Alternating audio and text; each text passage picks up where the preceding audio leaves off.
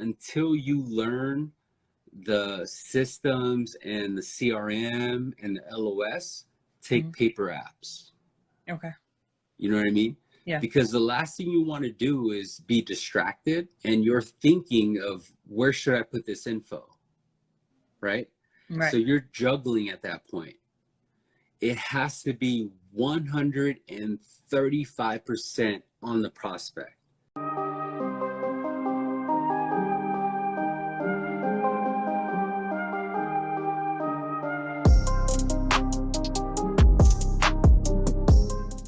Any advice for like first day people? Just that golden advice. First day people that what?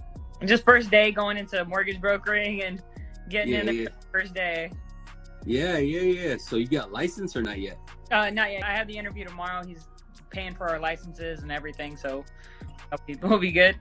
Okay, cool. So first off on licensing, because that's your first step, right? Right. Like just because you get licensed, don't think that you're gonna make 300, 400 grand. That's just when you start, right? So licensing is, you got to make sure if they're paying for it, they're making sure you pass. So that's cool.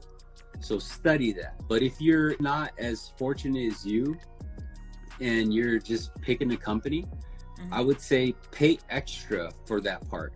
Because when you pay extra, it means that you're studying the information that's actually going to be on the test. And that's where you come in advantage, is because the company is paying for your test. Right? They would only pay for it if they knew you were going to pass. So it means that they're paying higher in the retail. But when you get licensed and you get into that chair to be a loan officer, here's the key thing, right? Don't forget this. I almost want you to write it down, but I don't want you to lose focus. So number one is don't overthink. Because when someone's in your position as a brand new loan officer, you're more involved with yourself. But the problem is that when you're selling people, it's got to be about them. It's got to be 100%.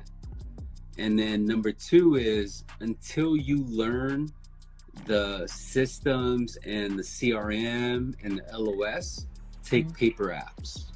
Okay. You know what I mean? Yeah. Because the last thing you want to do is be distracted and you're thinking of where should I put this info, right? So you're juggling at that point. It has to be 135% on the prospect. The reason why is because they're going to tell you exactly how to sell them. Okay. And you need to be focused on them. Another tip that I can give you is don't be afraid to make mistakes. Right? As a sales manager, the one thing that I hate most is questions from new loan officers that didn't try it first. Does that make sense? Right. So they'll ask before they try. Try it, right?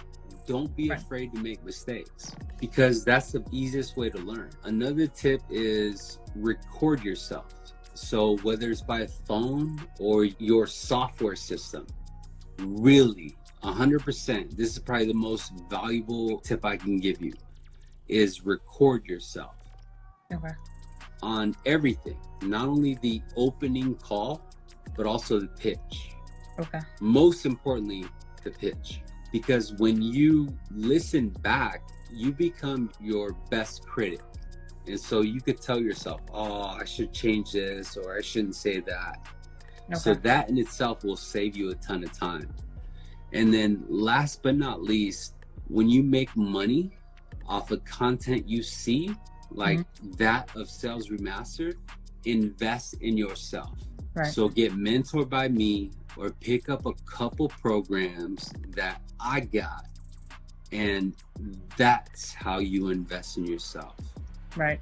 Makes sense? Yeah, that makes 100% sense. And that's what I was going to see. I was like, man, do I get that before going in, or, or dip my feet in a bit, see what it's about? And dip your feet in a bit. Dip your feet in a bit. And I'm going to let all people watching this witness it, right? Because the average guru, right, quote unquote guru, or people online, they're going to tell you, no, buy my shit first. I'm going to tell you, no, man. Go through it. Right? Go through it and then pick it up. Okay. Right? Like, you have to experience it first. because the that's on my course is beyond past your level, right? Right. So you got to get burnt a little bit.